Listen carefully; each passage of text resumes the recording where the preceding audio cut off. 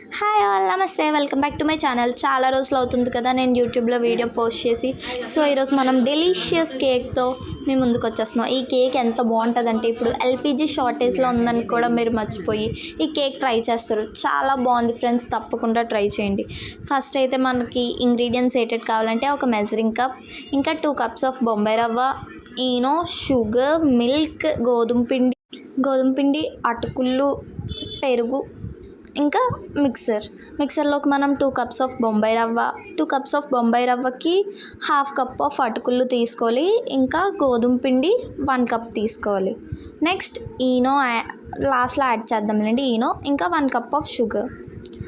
ముందుగా అది మిక్సీ అవుతున్న టైంలో మనం ముందుగా ప్రీహీట్ చేసుకుందాం అన్నమాట.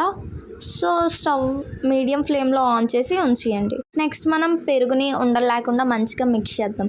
ఇంతలోపు మిక్సీ అయింది వచ్చేస్తుంది కదా. సో మిక్సీ అయింది మనం మంచిగా జల్లించేద్దాం, ఎందుకంటే ఏమైనా ఉండలు అటువంటివి ఏమైనా ఉంటే వచ్చేస్తాయి. నెక్స్ట్ ఆ మిక్సీ పట్టిని తీసుకున్నాక అందులోకి ఈనో, పెరుగు, పాలు, ఆయిల్ వేసి మంచిగా మిక్స్ చేసేయండి ఫ్రెండ్స్. ఓకేనా?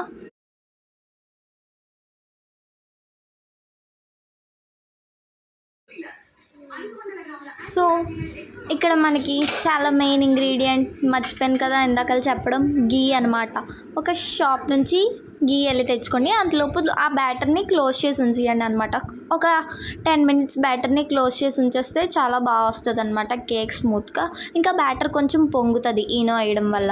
నెక్స్ట్ మనం ఒక packet of ghee, 10 rupees packet of ghee వేసి మంచిగా మిక్స్ చేయాలన్నమాట. కట్ అండ్ ఫోల్డ్ మెథడ్ యూట్యూబ్లోనే చూసాను అనమాట. మీరు కూడా కట్ అండ్ ఫోల్డ్ మెథడ్లోనే మిక్స్ చేయండి, ఐ హోప్.